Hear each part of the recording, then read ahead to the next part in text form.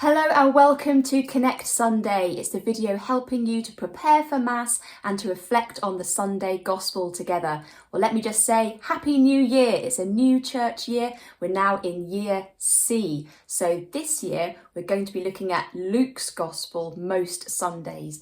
Do you remember we've got A, B and C are our years. Last year it was B, now it's C. So year A is Matthew, year B is Mark, and year C is Luke. So it's a Luke year.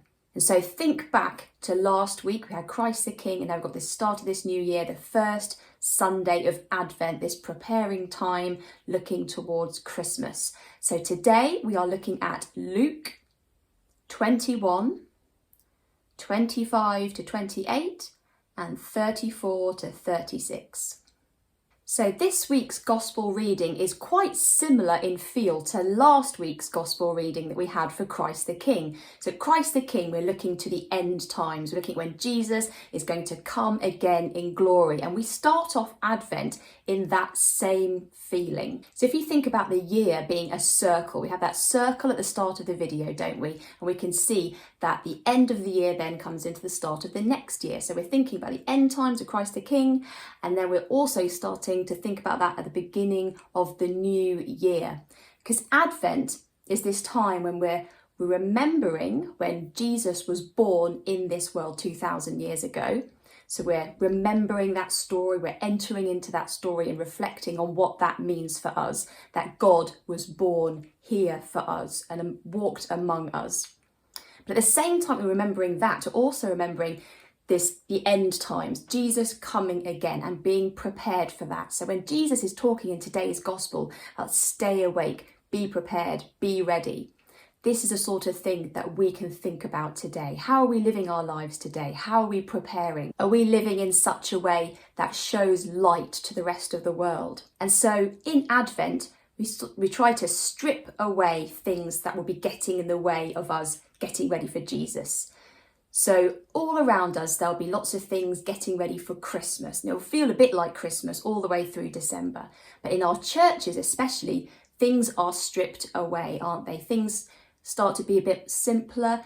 Things like the Gloria that we don't sing in Mass, that great hymn of praise near the start of Mass, glory to God in the highest. We don't sing that in Advent, if you spot that. So we are keeping things simple and refocusing at the start of the year.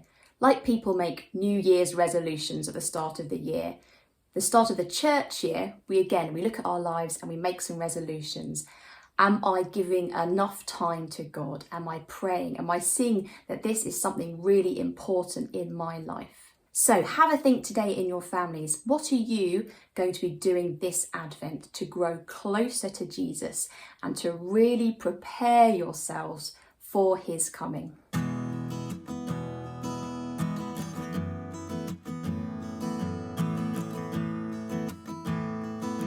Okay, it's time for our question of the week. And this week our question is, why is Advent purple in colour? You go to Mass, you'll see that the priest is wearing purple on most of the Sundays in Advent.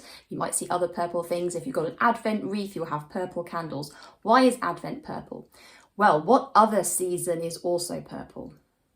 That's right, Lent, our preparing time for Easter. So we have these two great festivals, don't we? Christmas and Easter. And leading up to them, we have these preparing times. We have Advent preparing us for Christmas, and we have Lent preparing us for Easter.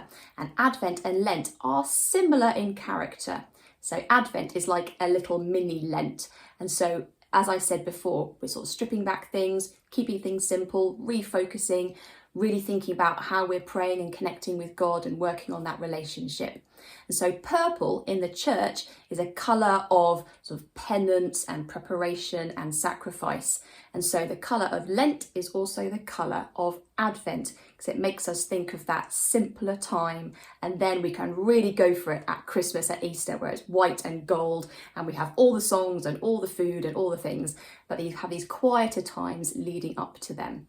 So that is why Advent is purple. So if you have a question for question of the week, I'd love to hear it. Please send it to me, colorandshapeonline@gmail.com, and I'll find you an answer. So don't forget to head over to the colorandshapeonline.com website, where you'll find more resources to really get into the theme each week. for intercession ideas, reflection questions, discussion questions, all sorts of things. So head over there, find those things, and I will see you next week.